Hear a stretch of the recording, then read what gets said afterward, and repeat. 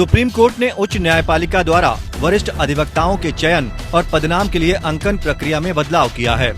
Justice U Lalit, Ravindra Bhatt और PS Narasimha की खंडपीठ ने वरिष्ठ अधिवक्ता इंदिरा जयसिंह की प्रार्थना में वर्षों के अनुभव की बजाय मानकीकृत अंकन या स्टैंडर्डाइज्ड मार्किंग की मांग को सहमति दी है।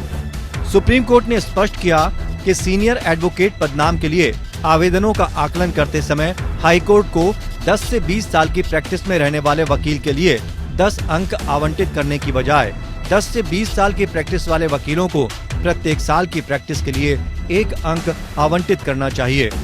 Justice U Lalit, justice S Ravindra Bhatt और जस्टिस PS नरसिम्हा की पीठ ने ये स्पष्टीकरण जारी करते हुए सीनियर एडवोकेट इंदिरा जयसिंह द्वारा दायर एक आवेदन में प्रार्थना की अनुमति दी।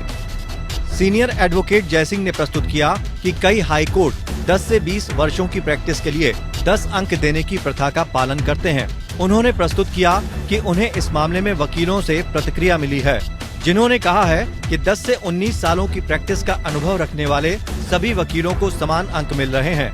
जयसिंह ने इससे पहले सुप्रीम कोर्ट में एक रिट याचिका दायर कर सीनियर डेजिग्नेशन देने के लिए वस्तुनिष्ठ मानदंडों का पालन करने के लिए दिशा निर्देश जारी करने की मांग की थी। उन्होंने प्रस्तुत किया है कि उन्हें इस मामले में वकीलों से प्रतिक्रिया मिली है। कोर्ट ने 2017 में उनकी याचिका में एक निर्णय दिया था, जिसमें कई दिशा निर्देश तैयार किए गए थे और हाई कोर्ट को नियम बनाकर इसे अपनाने का निर्देश दिया था।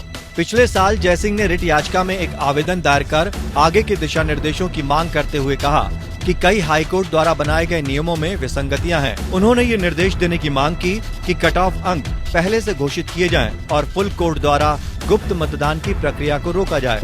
सॉलिसिटर जनरल तुषार मेहता ने प्रस्तुत किया कि केंद्र सरकार अपने विचारों को रिकॉर्ड में रखना चाहेगी।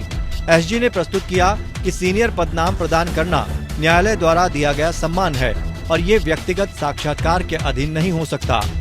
सॉलिसिटर जनरल द्वारा जवाब दाखिल करने के लिए समय मांगे जाने के बाद पीठ ने कहा कि आवेदन में मांगी गई अन्य राहतों पर विचार होगा। Bureau report.